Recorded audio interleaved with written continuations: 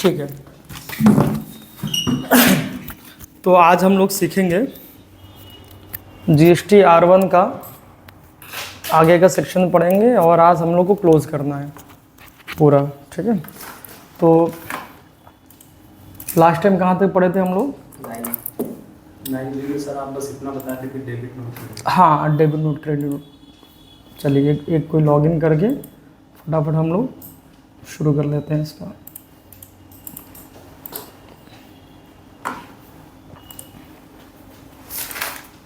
यार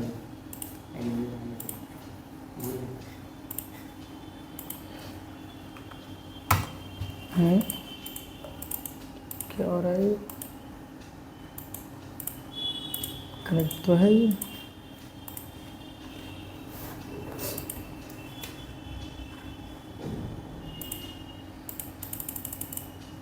पॉज करिए जब से। अच्छा, खुल गया। ठीक है।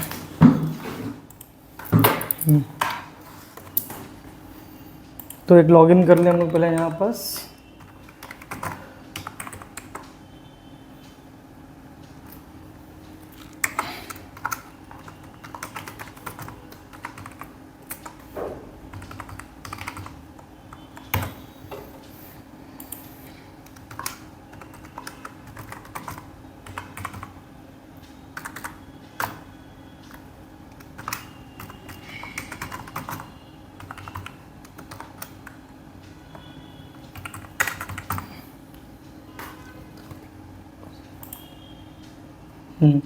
तो आपको सीधे जाना है डैशबोर्ड पे।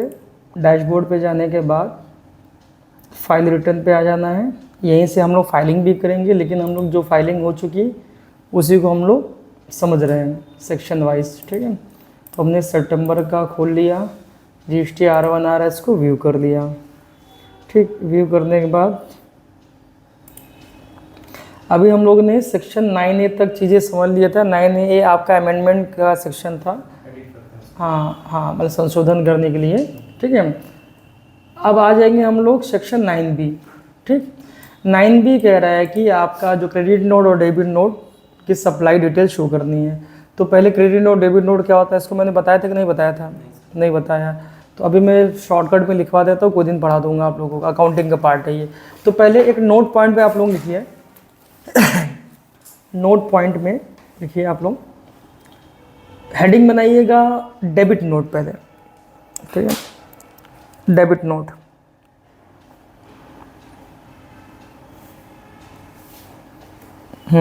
लिखिए, जब हमें किसी कारण से आइए, जब हमें किसी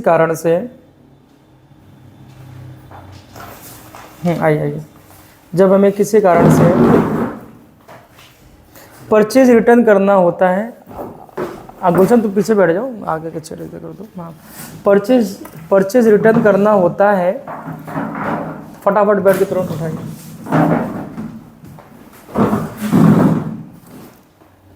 या किसी भी प्रकार का बजट लेना है। जब हमें किसी कारण से परचेज रिटर्न करना होता है,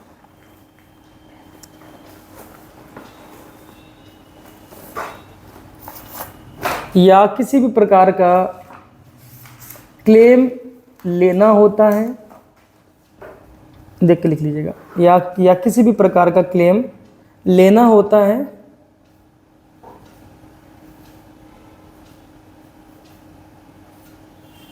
तो हम डेबिट नोट इशू करते हैं। इसके लिए हमारा वीडियो देख लीजिएगा, क्लियर हो जाएगा। अभी मैं ऐसे लिखवा दे रहा हूँ। ठीक है, एक वीडियो पढ़िए, देख लीजिएगा। डेबिट नोट इशू करते हैं।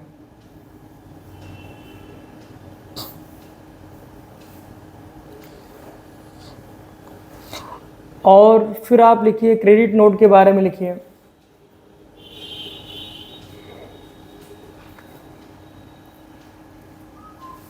जब हमें किसी कारण से सेल रिटर्न करना होता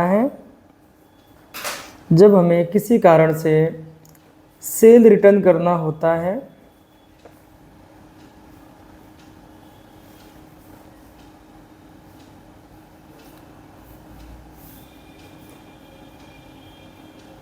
या किसी भी प्रकार का क्लेम देना होता है, या किसी भी प्रकार का क्लेम देना होता है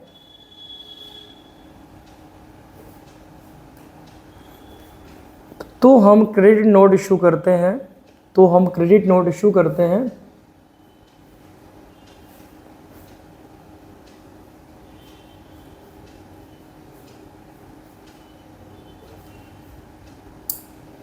ठीक है, तो ध्यान दीजिएगा क्रेडिट नोट को शॉर्टकट में CN भी बोला जाता है। ठीक है, CN भी बोलते हैं हम लोग, ये आप याद रखिएगा। तो हमने पहले अभी हम लोग 9B सेक्शन में बोल रहा है कि डेबिट नोट और क्रेडिट नोट की डिटेल हम लोग फाइलिंग करते हैं, लेकिन पहले आप लोगों को जान लेना है कि डेबिट नोट इशू कब होता है। मोटा मोटी केस में ये होता है कि अगर हम लोगों ने परचेज रिटर्न करना है, सपोज़ मैंने किसी सप्लायर से गुड्स मंगाया, तो उसमें कुछ गुड्स डैमेज निकल गए। हो सकता है कि अच्छा यहाँ पर डेबिट नोट क्या होगा, या तो आप पार्शली रिटर्न कर रहे हैं, पार्शली मतलब पूरा स्टॉक नहीं बेच रहे हैं, या फुली रिटर्न कर रहे हैं। हो सकता है कि अब आप रिटर्न कब करेंगे स्टॉक, ठीक 2-3 कारण हो सकते हैं। हो सकता है कि जो स्टॉक मैंने मंगाया वो नहीं भेजा, तो हम वापस भेज रहे हैं, वापस कर रहे हैं, तो परचेज रिटर्न यानी डेबिट नोट इशू कर देंगे। हो सकता है कि कुछ गुड्स उसमें डैमेज आ गए, तब स्टॉक वापस करें। तो किसी भी कारण से अगर हम परचेज रिटर्न कर रहे हैं तब हम डेबिट नोट इशू करेंगे। उसके बाद एक लाइन और लिखवाइए कि हमने किसी भी प्रकार का क्लेम लेना हो। ये अब यूट्यूब देखिएगा, हम आपको को बता देंगे, उसमें देख लीजिएगा। वैसे ही डेबिट नोट का जस्ट उल्टा क्रेडिट नोट, अगर हमें किसी भी कारण से सेल रिटर्न करनी है, मान लीजिए मैंने सेल कर दिया और वो सेल को मुझे रिटर्न करनी है कि पार्शली या फुली, तब हम क्रेडिट नोट इशू कर देंगे, CN इशू कर देंगे। क्या, और अगर आपने क्रेडिट नोट या डेबिट नोट इशू किया तो वो भी आपको GST R1 में शो करने पड़ेंगे। उसके लिए सेक्शन 9B दिया गया हुआ है। हाँ सर, वो वीडियो में आप बता रहे थे कि मैं तो भगा चला था, तो सर डेबिट नोट में हम बजट क्लेम करते हैं, हाँ, और क्रेडिट नोट में हम बजट प्रोवाइड करते हैं। हाँ जी। तो सर ये बजट क्या मतलब, जैसे कुछ हमें वो जो रिलैक्स मिला होता है कि देने के बाद इतना फ्री होता है, वो क्लेम, उस क्लेम की बात करते हैं। बहुत प्रकार की क्लेम होती है, इसके बारे में हम लोग एक सेपरेट सब्सिडी, हाँ सेपरेट कर लेंगे, क्योंकि मैं चाह रहा हूँ कि आज पूरा GST R1 क्लोज कर दूँ आज पर, क्योंकि वो हमारा अकाउंटिंग का पार्ट है। तो वो हम ठीक है एक सेपरेट हम लोग लेक्चर बना लेंगे, उस पर समझ लेंगे अच्छे से। ठीक है, तो अब आप लिखिए सेक्शन 9B लिखिए, बाकी वीडियो देखिएगा, कुछ आइडिया मिल जाएगा। सेक्शन 9B ठीक है, इस सेक्शन के अंतर्गत हम डेबिट नोट और क्रेडिट नोट की डिटेल फाइल करते हैं। डेबिट नोट और क्रेडिट नोट की डिटेल फाइल करते हैं, यानी कि अगर आपने डेबिट नोट इशू किया है या क्रेडिट नोट इशू किया है तो आपको सेक्शन 9B में उसको शो करा देना है आप लोगों को। ठीक है, ठीक है, तो अब आ जाइए सेक्शन 9C। अब 9C कह रहा है कि amendment debit and credit note. ठीक है, अमेंडमेंट का मतलब ही होता है संशोधन कर रहे हैं, हमसे कुछ गलतियां हो गई, अब उसको संशोधन करना है, अमेंडमेंट। ठीक है, तो सेक्शन 9C आपका अमेंडमेंट का लिख लीजिए, 9C भी लिख लीजिए, सेक्शन 9C, सेक्शन 9C लिख लिया आपने। हाँ, इस सेक्शन के अंतर्गत हम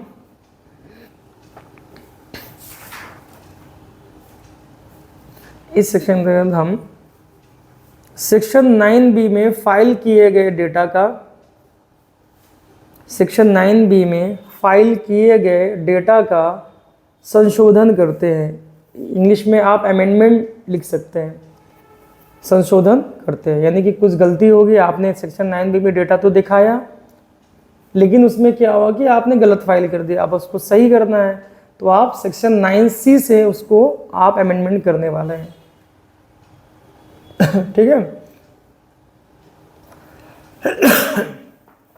ठीक है, तो सेक्शन 9C हमारा दोनों चीज सेम ही है। अब सेक्शन 10B हमारा जो अमेंडमेंट का सेक्शन है। अच्छा, मैंने 9A में क्या लिखवाया था? 9A में देखिए कुछ लिखवाया था सेक्शन 9A। हाँ सर, क्या लिखवाया था? सर इसमें लिखा है जैसे 4 है, 4B, 5, 6A, 6B और सेक्शन 7 में जो भी गलत डेटा फाइल कर देते हैं उसका अमेंडमेंट संशोधन, उसमें से आप एक चीज़ें काट दीजिए, सेक्शन 7 काट दीजिए, क्योंकि सेक्शन 7 का डेटा अमेंडमेंट करने के लिए अलग से इन्होंने सेक्शन 10 दिया हुआ है। ठीक है, सेक्शन 7 आप लोग याद ही होगा, B2C सप्लाई हम लोग करते हैं। ठीक है, उसमें अगर कुछ गलतियां हो गई उसके लिए अलग से इन्होंने सेक्शन 10 दिया हुआ है, इसलिए आप इसको अब देखिए सेक्शन 10 लिख लीजिए, अमेंडमेंट का सेक्शन, ये सेक्शन नंबर 10। इस सेक्शन के अंतर्गत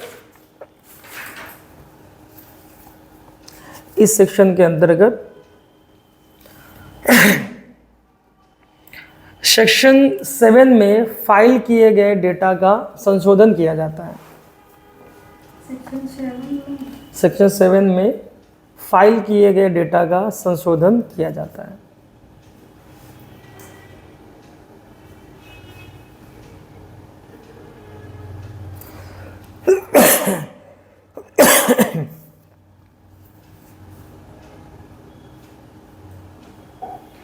डेटा का अमेंडमेंट किया जाता है। हाँ, अमेंडमेंट किया जाता है। ठीक है, अब आ जाइए फटाक से, अब ये सेक्शन है सेक्शन 11A1 और 11A2, इसको जरा रीड करिए, जरा क्या था भूमिका, पढ़िए इसको फटाक से पढ़िए। Advance received for which invoice has not been issued, tax amount to be added to be output tax liability, net of refund vouchers if any.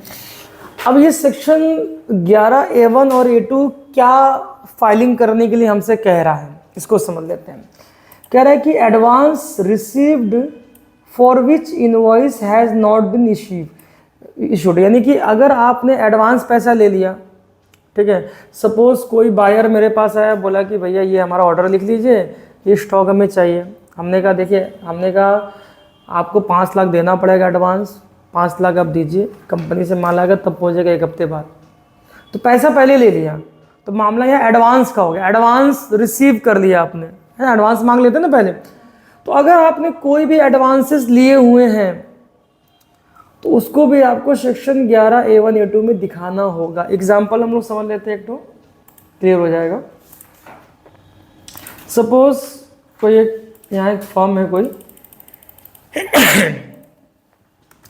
AK enterprises करके कोई फर्म है, ठीक है, और यहाँ कोई दूसरा फर्म है SM ट्रेडर्स करके कोई फर्म है।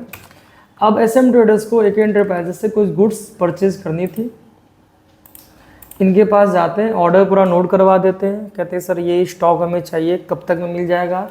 तो AK एंटरप्राइजेस ने बोला कि भैया आपका जो स्टॉक का अमाउंट आ रहा है वो आ रहा है 10 लाख रुपए टैक्सेबल अमाउंट, और उस पर 1,20,000 GST भी लगेगी, तो टोटल आपका अमाउंट होगा 11,20,000 रुपये।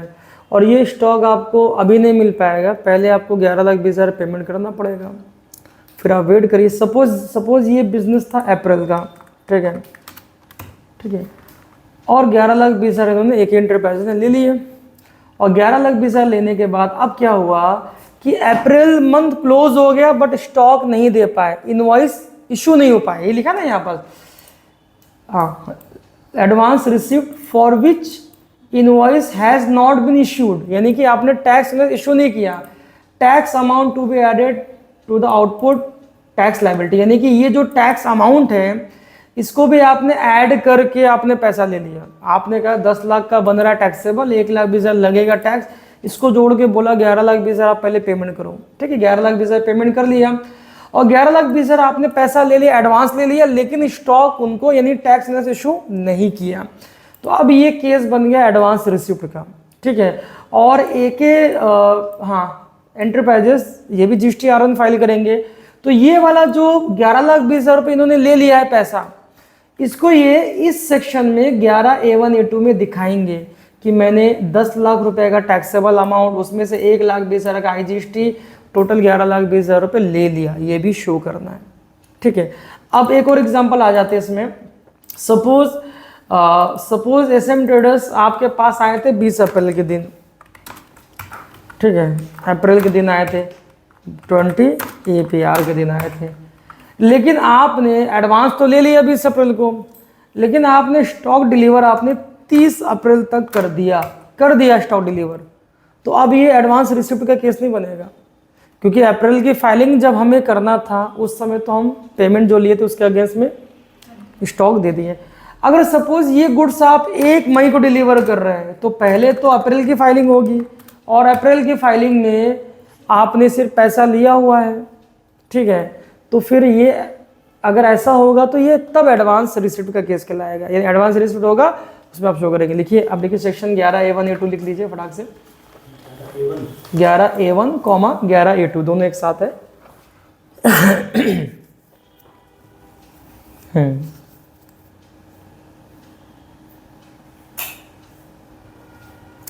इस सेक्शन के अंतर्गत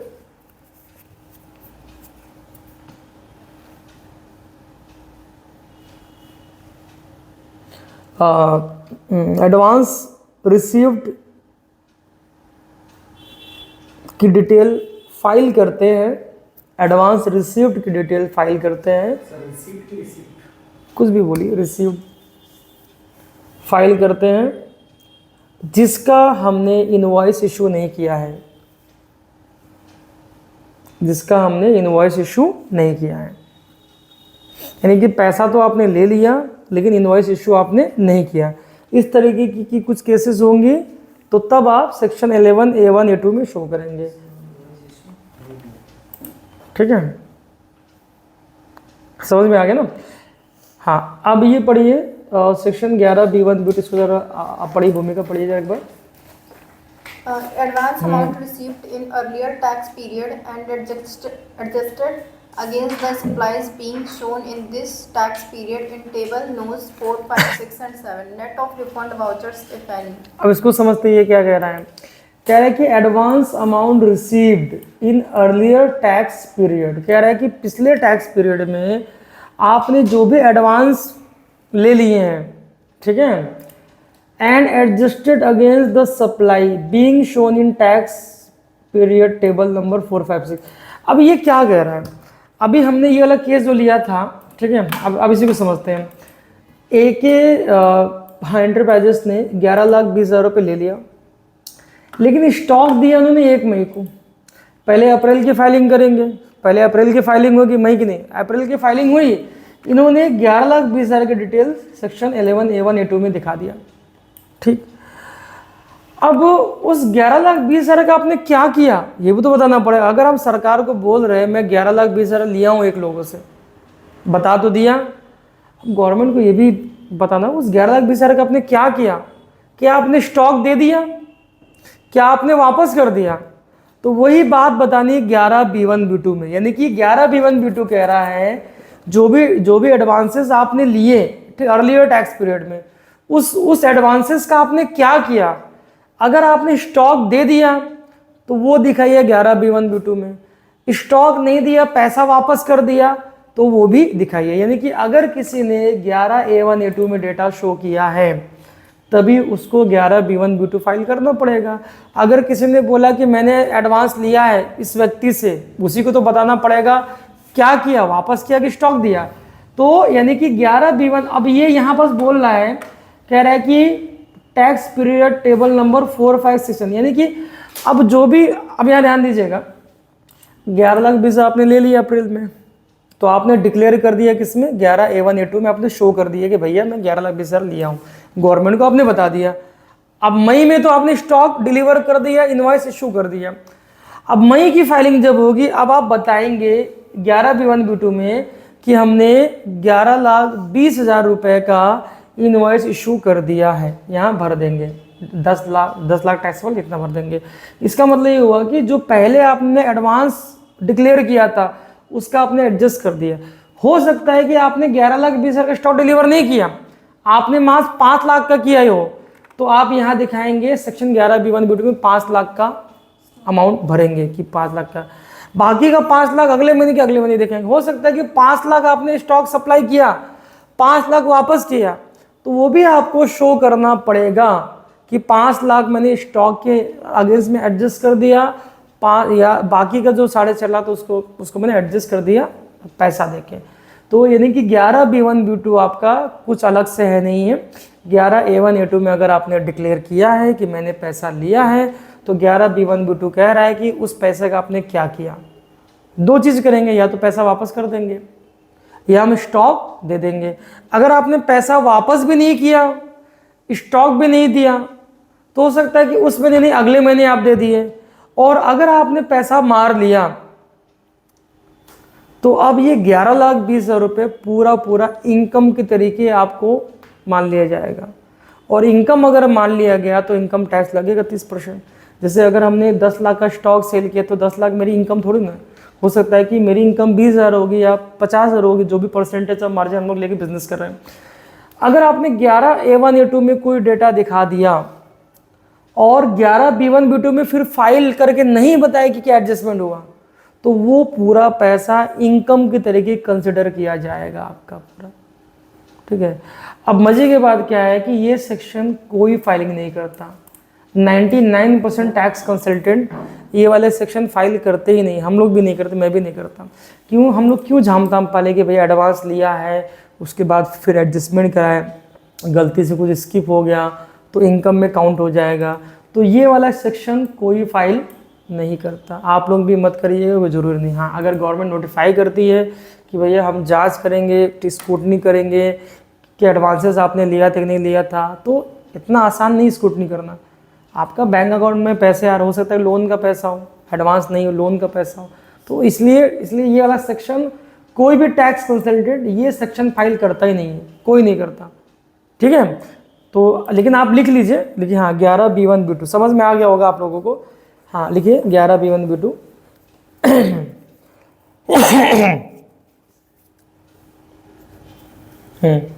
इस सेक्शन के अंतर्गत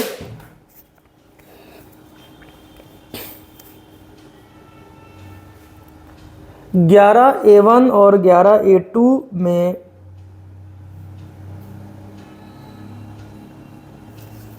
फाइल किए गए एडवांसेस का एडजस्टमेंट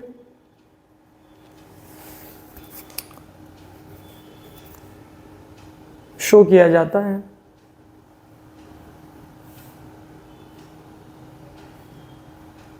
शो किया जाता है। ठीक है। तो हमने क्या बोला, सिंपल ही बोलना है। 11B1 11B2 क्या है, जो भी हमने सेक्शन 11A1A2 में जो एडवांसेस लिया, उस एडवांसेस का एडजस्टमेंट को हम दिखाएंगे किसमें, 11B1B2 में दिखाएंगे। यानी कि हाँ, यानी कि जो भी, या तो हमने अब यहाँ लिखा ना net of refund of voucher, यानी कि अगर आपने कोई रिफंड वाउचर भी मार दिया, जैसे रिसिप्ट वाउचर में एडवांस आ गया, अब आपने पेमेंट वाउचर वो भी दिखाना पड़ेगा। ठीक है। तो ये कोई फाइल नहीं करता।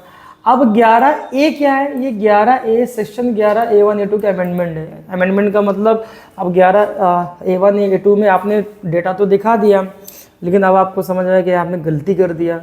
अब उसका सुधार कहाँ से होगा, सेक्शन 11A में। तो लिख लीजिए सिंपल सा, सेक्शन 11A लिख लीजिए। तो लिख लीजिए इसमें सेक्शन 11A। देखिए सेक्शन इस सेक्शन के अंतर्गत, इस सेक्शन के अंतर्गत हम 11A1, 11A2 सेक्शन में फाइल किए गए डेटा का संशोधन या अमेंडमेंट करते हैं। ठीक है। यानी कि 11A1A2 में आपने कुछ दिखा दिया, गलती से गलत भर दिया, अब उसको अमेंडमेंट करने के लिए अपने पास 11A1 है। ठीक है। अमेंडमेंट करते हैं या संशोधन करते हैं। ठीक है, कुछ भी बोल सकते हैं आप लोग।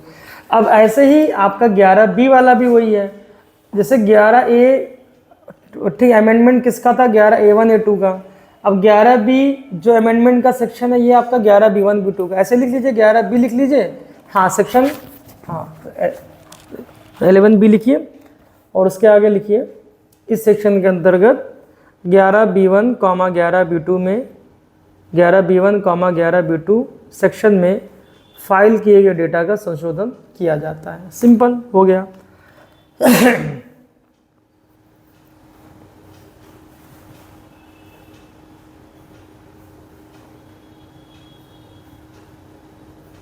इसको पूरा क्लोज करना है सेक्शन मुझे, इसलिए मैं थोड़ा सा खींच के पढ़ा रहा हूँ आप लोगों को, बहुत टाइम हो गया। इसको पूरा याद करके आना होगा, कल पूरे का पूरा सेक्शन आप लोग बताएंगे। ठीक है, ये हो गया। हाँ, अब देखिए, अब आते हैं हम लोग सेक्शन नंबर 12 पे।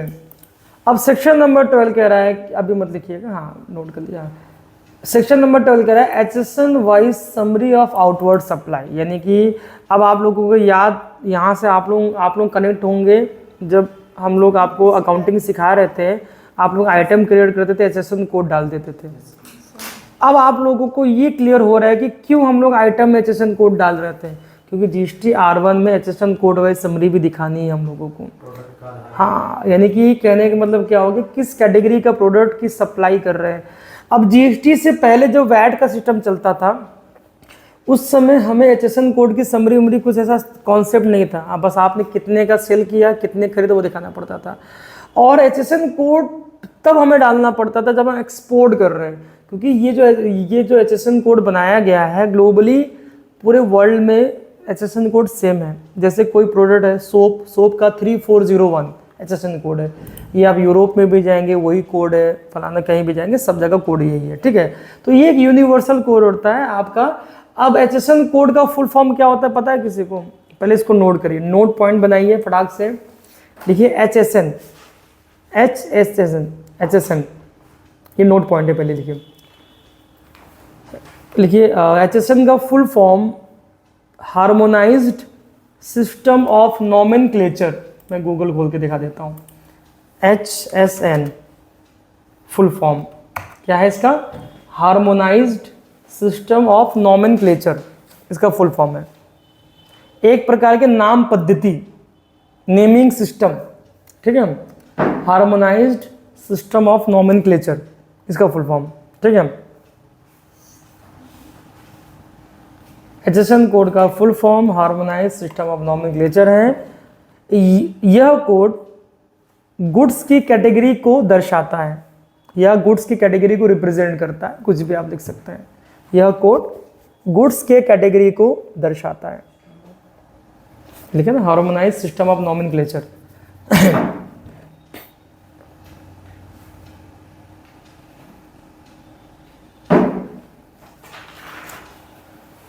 ठीक है, तो देखिए अगर आप गुड्स रिलेटेड बिजनेस कर रहे हैं तो उसमें एचएसएन कोड होगा जिसका full form harmonised system of nomenclature. लेकिन अगर आप सर्विस की सप्लाई दे रहे हैं तो उसमें होगा SAC, सर्विस अकाउंटिंग कोड। अब लिखिए SAC, sac, SAC, sorry S for सन वाला, हाँ S, ठीक है, SAC लिखिए। इसका full form service accounting code होता है, इसका full form service accounting code होता है।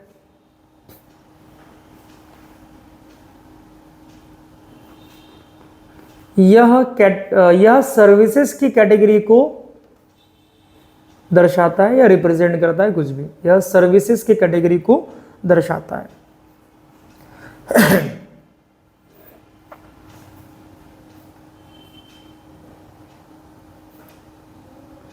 ठीक है, तो यानी कि अब यहाँ पर क्या हो गया, अगर हम सर्विस बिजनेस कर रहे हैं, जैसे आप अगर रेस्टोरेंट चला रहे हैं, क्लाउड किचन चला रहे हैं, या लीगल सर्विसेज दे रहे हैं, या कोचिंग इंस्टीट्यूट चला रहे हैं, या कोई भी सर्विस सेक्टर में है, तो हर एक सर्विस का जब आप टैक्स नए इशू करेंगे, जैसे आइटम क्रिएट करते हैं वैसे ही सर्विस का आइटम क्रिएट करेंगे, ये सर्विस उसका कोड अलग, तो उसके लिए SAC कोड है। जैसे ट्रांसपोर्ट का बिजनेस है वो सर्विस है, तो एक होता है HSN कोड, एक होता है SAC कोड।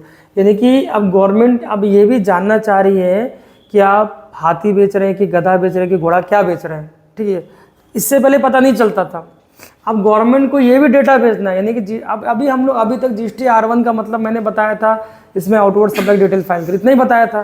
लेकिन अब आप देखिए आउटवर्ड सप्लाई भी कितने तरह की डिटेल मांगी जा रही है ना। तो अब देखिए सेक्शन 12 लिख लीजिए, इस सेक्शन के अंतर्गत HSN कोड की समरी फाइल की जाती है। सिंपल सा HSN कोड पता है आप लोगों को, आप लोगों ने आइटम क्रिएट कर करके खूब किया हुआ है। इस सेक्शन के अंतर्गत HSN कोड की समरी फाइल की जाती है। बस क्लोज कर देंगे आज पूरा। सर एसएससी की फाइल की जाती है? वो भी होता है लेकिन इसमें लिखा नहीं, वो भी फाइल होता है इसमें। ये देखिए ऐसे, अगर मैं आपको दिखाऊंगा एसएससी, अब मैं बैक करके दिखाता हूँ। लास्ट टाइम मैंने 56 HSN कोड फाइल किया था इनका। नहीं सर, मैं क्या पूछ रहा हूँ, सेक्शन 12 के अंदर एसएससी भी फाइल होता है? हाँ वो भी फाइल होता है लेकिन वो लिखा नहीं है। देखिए ये जो कोड है ना, 9998, हम लिख लेते हैं। हाँ लिख लीजिए, 998371, ये आपका HSN कोड, SSC कोड है। ये यहाँ लिखा नहीं, देखिए मार्केटिंग रिसर्च। तो ये इन्होंने ये सब इस तरह से हम लोगों को शो करना पड़ता है कितनी क्वांटिटी है। जैसे ये हम लोगों ने लास्ट टाइम फाइलिंग की थी, ये वाला HSN कोड, ये HSN कोड है 4014, ये ठीक है, रबर का कोई चीज़ आइटम है, ये आपका 68,640 पीस बेचा, इतने का बेचा, ये सब डिटेल शो करनी पड़ती है। ये सब आपको फाइलिंग करना सिखाऊंगा कल या परसों से सिखाऊंगा, ठीक है। तो आइए अब नेक्स्ट सेक्शन पे आते हैं। सेक्शन 12 कंप्लीट हो गया। अब आइए सेक्शन 13 क्या कह रहा है। सेक्शन 13 कह रहा है डॉक्यूमेंट इश्यूड। अब हमने यहाँ पर 77 नंबर यहाँ लिखे हुए हैं। डॉक्यूमेंट इश्यू मतलब अब GST-R1 आपसे कुछ और बातें भी जानना चाह रहा है। क्या GST-R1 अब ये भी जानना चाह रहा है कि उस टैक्स पीरियड में आपने नंबर ऑफ डॉक्यूमेंट कितने इशू किए। सपोज अभी हम लोग ने सितंबर की फाइलिंग की थी, ये सितंबर की फाइल हो चुकी, वो डेटा खोल रहे हैं। अब कह रहा है कि सितंबर में हमने 77 डॉक्यूमेंट इशू किए। कहने का मतलब ये हुआ कि 1 सितंबर दिन पहला जो टैक्स इनवॉइस आपने इशू किया, जो सेल का बिल काटा, उसका बिल नंबर क्या था, और 30 सितंबर के दिन आखिरी बिल नंबर क्या था। वो सीरीज भी अपलोड करनी है। एग्जाम्पल दिखा दे कैसे अपलोड करते हैं हम लोग, दिखा देता हूँ आपको। लास्ट टाइम हम लोगों ने कैसे किया था, ये डॉक्यूमेंट इशू सेक्शन 13। तो हमने कैसे अपलोड किया है, मैंने देखा है कि सितंबर के दिन पहला इनवॉइस नंबर क्या था, 373/2025-26।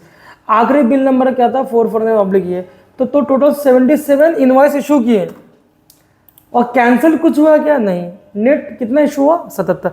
तो अब आपसे GST-R1 में ये भी बोला जा रहा है आपने नंबर ऑफ डॉक्यूमेंट कितनी इशू कर दी है वो भी बताइए, उसका सीरीज नंबर के साथ बताइए। इनवॉइस कैंसिलेशन में क्या था अभी आप? इनवॉइस सपोज आपने 100 इनवॉइस इशू किए, उसमें से 2 इनवॉइस कैंसिल कर दिए, गलती से कैंसिल कर दिए थे, काट दिए थे, उसको जो डिलीट कर दिए थे, बताना पड़ेगा 2 कैंसिल, वो चीज़ें, ठीक है। तो लिखिए सेक्शन 13 लिखिए, सेक्शन 13। इस सेक्शन के अंतर्गत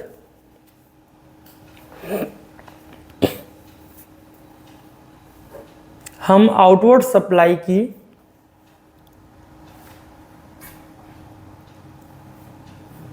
डॉक्यूमेंट का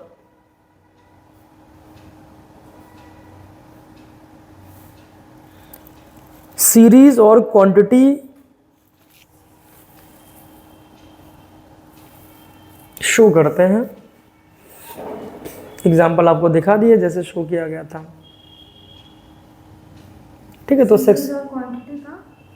क्वांटिटी शो करते हैं, क्वांटिटी का नंबर या क्वांटिटी शो करते हैं। यानी कि सेक्शन 12 आपसे कह रहा है कि भाई HSN कोड की समरी आप दिखाइए। सेक्शन 13 कह रहा है कि जो भी आपने बिल नंबर काटा है उसकी समरी दिखाइए, ठीक है। तो सेक्शन 12 और 13 हम लोग कंप्लीट कर दिए। अब आते हैं हम लोग सेक्शन 14, बस सेक्शन 14 और 15 पे क्लोज। तो सेक्शन 14 क्या कह रहा है, कह रहा है कि supplies made through e-commerce operator. अब ये समझिएगा, कह रहा है कि यानी कि ये सेक्शन स्पेशली किसके लिए है, अमेजोन, फ्लिपकार्ट और कौन से, मीशो, उनके लिए है ना।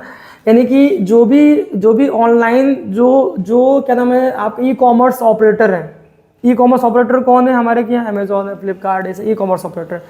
अब वो लोग भी तो GST अपनी फाइल करेंगे, फ्लिपकार्ट भी तो अपना GST फाइल करता होगा, अमेजोन भी तो फाइल करता होगा, ब्लिंकिट भी तो करता होगा। तो वो लोग कहाँ फाइल करेंगे, क्योंकि वो कुछ बेच नहीं रहे हैं। अमेजोन एक प्लेटफॉर्म है, बेच रहे हैं आप। कैसे, आपने अमेजोन पर रजिस्ट्रेशन करा लिया, उसमें से आपने अपने गुड्स को शो किया, किसी ने ऑर्डर किया, खरीद रहा है कोई और, बेच रहा है, लेकिन अमेजोन क्या है, बीच का एक प्लेटफॉर्म है लेकिन अमेज़ॉन कितने रुपए की सप्लाई किया, वो भी तो सप्लाई करवाया उसने, तो वो भी अमेज़ॉन फ्लिपकार्ट यानी कि ई कॉमर्स ऑपरेटरों को दिखाना होता है। इनकी सेक्शन 14 हमारा क्या है, वो स्पेशली ई कॉमर्स ऑपरेटर के लिए बनाया गया है। अब आप देखिएगा, अब अगर आपने सपोज कोई गुड्स सेल किया, कहाँ से, अमेज़ॉन से सेल किया, तो सेक्शन 14 में नहीं दिखाना आपका, या सेक्शन 4 या 7 रिलेवेंट होगा। देखिए यहाँ लिखा भी ना लास्ट में, इसीलिए लास्ट में ये लिखा हुआ था, सेक्शन 4 में क्या लिखा था, including supplies made through e commerce operator. अगर आपने ई कॉमर्स ऑपरेटर के थ्रू सप्लाई की तो आप 4A में दिखाइए या 7 में दिखाइए, ये आपके लिए। लेकिन ई कॉमर्स ऑपरेटर ने जितने रुपए की सप्लाई करवाई, ई कॉमर्स ऑपरेटर को भी दिखानी पड़ेगी, तो उनके लिए GST R1 में सेक्शन 14 बनाया गया है। ये सेक्शन आपके लिए कभी रिलेवेंट नहीं होगा, क्योंकि आप किसी फ्लिपकार्ट, अमेजॉन या किसी ई कॉमर्स ऑपरेटर का आप अकाउंटिंग फाइलिंग नहीं करने वाले, शायद नहीं मिलेगी। हो सकता है कि बहुत बड़ा अगर हम लोग सक्सेस हो जाए तो शायद मिल जाए ऐसे क्लाइंट, बड़े क्लाइंट, लेकिन नहीं मिलेगा आपको, ठीक है। तो हाँ ठीक, मनोबल डाउन नहीं कर रहे, मतलब बताएं, ठीक है। हाँ ये नहीं मिलेगा ये आपको, ठीक है। अब लिखिए सेक्शन 14 लिखिए।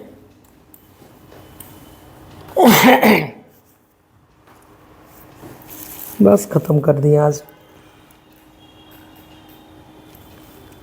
इस सेक्शन के अंतर्गत ऐसे ई कॉमर्स ऑपरेटर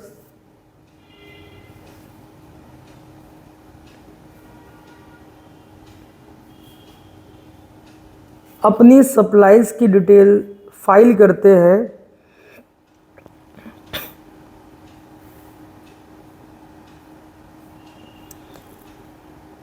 जो कि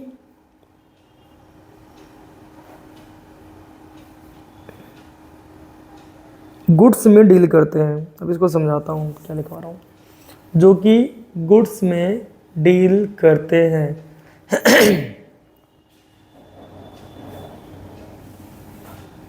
जैसे आपका अमेज़ॉन भी गुड्स में डील करता है, अमेज़ॉन गुड्स को डिलीवरी करवाता है, ठीक है। जैसे फ्लिपकार्ट वो भी गुड्स में डील करता है, तो अमेज़ॉन, फ्लिपकार्ट, मिंत्रा, मीशो, ये सब सेक्शन 14 में फाइल करते हैं। लेकिन अब आते हैं बात करते हैं जोमेटो की। जोमेटो तो गुड्स डील नहीं करता, वो सर्विसेज, खाना भी एक बार सर्विस है।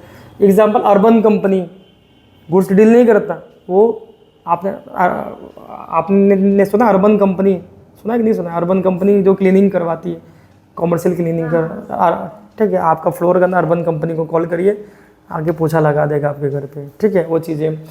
तो अब यहाँ ई कॉमर्स ऑपरेटर भी 2 प्रकार के हैं, अब ध्यान दीजिएगा, हंसी आ रही है आपको, ठीक है। नहीं बताया, अर्बन कंपनी नहीं जानते, अरे ऐसे बहुत सारे सर्विसेज है। तो अब ई कॉमर्स ऑपरेटर भी 2 प्रकार के हैं।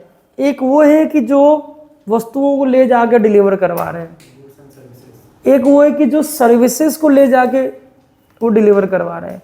जैसे जोमेटो क्या है, सर्विसेज की सप्लाई करवा रहा है, अमेज़ॉन गुड्स की सप्लाई करवा रहा है। तो सेक्शन 14 में वही ई कॉमर्स ऑपरेटर अपनी डेटा दिखाएंगे जो गुड्स में, इसलिए हमने लिख दिया गुड्स में डील करते हैं। अभी बताता हूँ। अच्छा पहले आप सेक्शन 14A लिख लीजिए, अमेंडमेंट है ये, लिख लीजिए सेक्शन 14A लिखिए, सब क्लोज कर देंगे आज। सेक्शन 14A लिखिए। इस सेक्शन के अंतर्गत सेक्शन 14 में फाइल किए गए डेटा को संशोधित किया जाता है। इस सेक्शन के अंतर्गत सेक्शन 14 में फाइल किए गए डेटा का संशोधन किया जाता है। अब इसमें ज़्यादा डीप में नहीं जाना, आपको ऊपर ऊपर पढ़ लीजिए बस।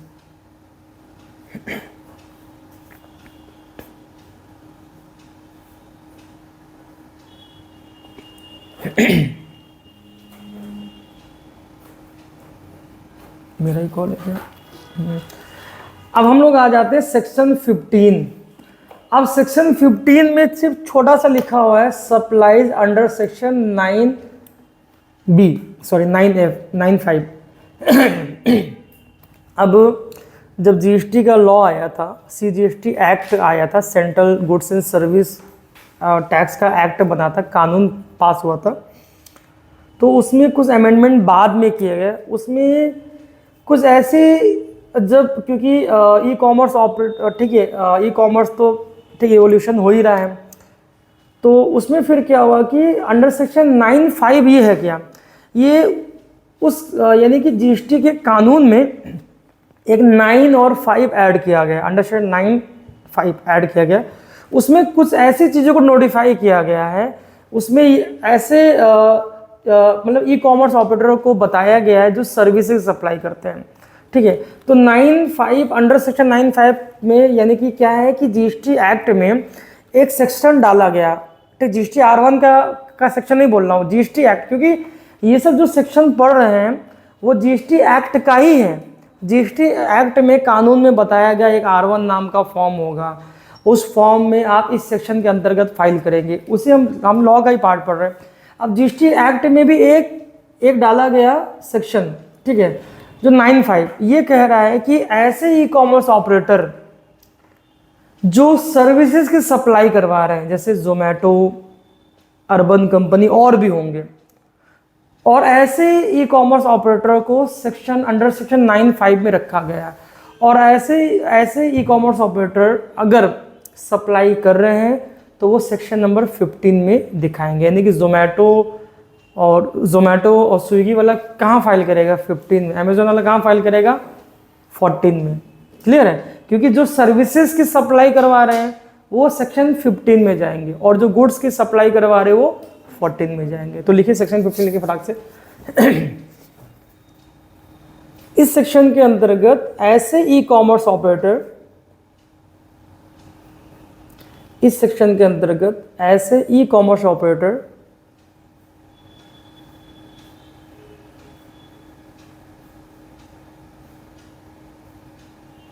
अपनी सप्लाईज की डिटेल फाइल करते हैं,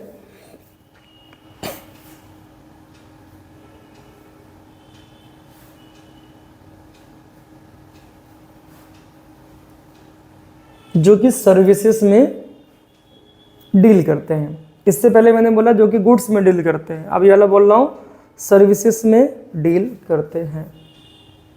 एग्जाम्पल में लिख लीजिए, जोमेटो, स्विगी, अर्बन कंपनी लिख डालिए उसमें, ठीक। समझ में आ गया आप लोगों को इसका मतलब, बाकी आप याद तो कर ही लेंगे। मच्छर काट रहा ना, ऑल आउट आप क्या लगाएंगे 10 मिनट के लिए। अब आते हैं सेक्शन 15A। हालांकि पार्ट 1 पार्ट 2 दिया है, आप सिर्फ 15A लिखिए क्योंकि आपका ये पार्ट नहीं है। अब सेक्शन 15A क्या है, अमेंडमेंट है उसका, तो लिख लीजिए सेक्शन 15A। इस सेक्शन के अंतर्गत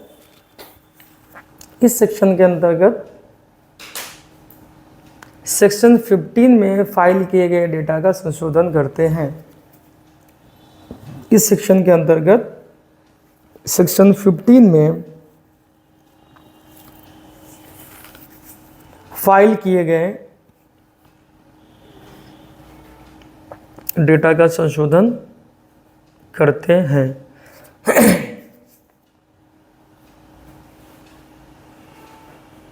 ठीक है, फाइनली हम लोग ने जीएसटी R1 के सारे सेक्शन को पढ़ लिया, समझ लिया। ठीक है, अब क्या करना है, क्योंकि जब तक ये सेक्शन आपको याद नहीं होगा अच्छे से, तब तक आप फाइलिंग आप भूल जाइए कि आप जीएसटी फाइलिंग सीखने वाले, आप भूल जाइए। ठीक है, सपनों में भी आप नहीं कर पाएंगे कभी भी। तो कल हम लोग क्या करेंगे, कल हम लोग 1 by 1 सबसे पूछेंगे, सारा सेक्शन पूछेंगे, बीच का नहीं कि सेक्शन 4A क्या है, नहीं, हम पूरा पूछेंगे। आपको एक सांस में सब बताना है कि सेक्शन 4A में हम लोग B2B की सप्लाई करते हैं, जिसमें हम लोग रिवर्स चार्ज अप्लाई ना हो। सेक्शन 4B में B2B सप्लाई फाइल होती है, मतलब B2B का मतलब ठीक है, आप पूरा एक बार में सब बताएंगे पूरा। मैं बोलूँगा कि जीएसटी R1, लेकिन आपको ना अमेंडमेंट का नहीं पूछूंगा, अमेंडमेंट छोड़ दीजिएगा, अमेंडमेंट का नहीं, बाकी फाइलिंग के जो है तो आपसे पूछेंगे जीएसटी R1 का सेक्शन सब बताइए, तो आपको पूरा बताना होगा कि सर सेक्शन 4A पहला सेक्शन है, उसमें हम लोग ऐसी सप्लाईज की डिटेल शो करते हैं जो टैक्सेबल हो और हम रजिस्टर्ड बायर को किए हों और उसमें RCM नहीं लगता हो। उसका सेक्शन 4B में ऐसी सप्लाईज की डिटेल फाइल होती है जो टैक्सेबल और रजिस्टर्ड बायर को किया गया और RCM लगता हो। उसके बाद आप कहेंगे सर सेक्शन 5 में ऐसी सप्लाईज की डिटेल हम लोग फाइल करते हैं जो अनरजिस्टर्ड पार्टी को की गई हो, इंटरेस्टेड और 1 लाख से ज़्यादा का इनवॉइस अमाउंट। उसके बाद आप कहेंगे सेक्शन 6 है, इसमें हम एक्सपोर्ट की डिटेल फाइल करते हैं। फिर आप आएंगे सेक्शन 6B, कहेंगे इसमें हम लोग SEZ सप्लाईज की डिटेल फाइल करते हैं। उसका 6C में 6A 6B का टोटल दिखाते हैं। उसके बाद आप कहेंगे सर सेक्शन 7 में हम लोग ऐसे अनरजिस्टर्ड पार्टी की सप्लाई को दिखाते हैं कि जो कि सेक्शन 5 की कुछ बातों को कवर ना करता हो। उसके बाद हम लोग आ गए सेक्शन 8, इसमें बोलते हैं nil related exempted non GST supply detail file करते हैं। फिर हम आ गए सेक्शन 9B, इसमें डेबिट और क्रेडिट सप्लाई डिटेल फाइल करते हैं। उसके बाद हम आ गए किस पे, सेक्शन नंबर 12 पे, फिर बोलेंगे HSN कोड की समरी फाइल होती है। सेक्शन 13 डॉक्यूमेंट इशू की समरी फाइल होती है। सेक्शन 14 ई-कॉमर्स ऑपरेटर जो गुड्स में डील करते हैं वो फाइलिंग करते हैं।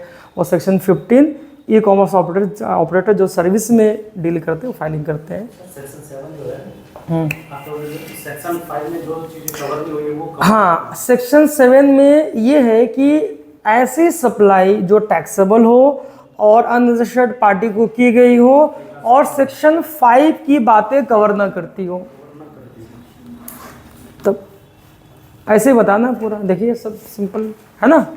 1 मिनट लगा, फटाफट आपको ठीक बिल्कुल सेंटर फ्रूट खा के जैसे आपकी ज़बान चल रही फटाफट उसमें दिखाता ना टीवी में ऐड, वैसे ही पूरे का पूरा सेक्शन आप लोगों को कल बताना। ये नहीं कि मैं 5 ऐसे बीच से नहीं पूछूंगा कि हाँ बताइए सेक्शन 5, ऐसे नहीं, मैं कहूँगा आप बताइए, शुरू हो जाइए। सारे के सारे सेक्शन आपको फटफट बता देने हैं, ठीक है। नहीं बताएंगे तो क्या होगा, नहीं बताएंगे तो कहेंगे आप जाइए घर और आप इस यात्रा में आप साथ नहीं हैं, आपको हम घर भेज देंगे। हाँ वीडियो रोक देते हैं, ठीक है, 1 सेकंड।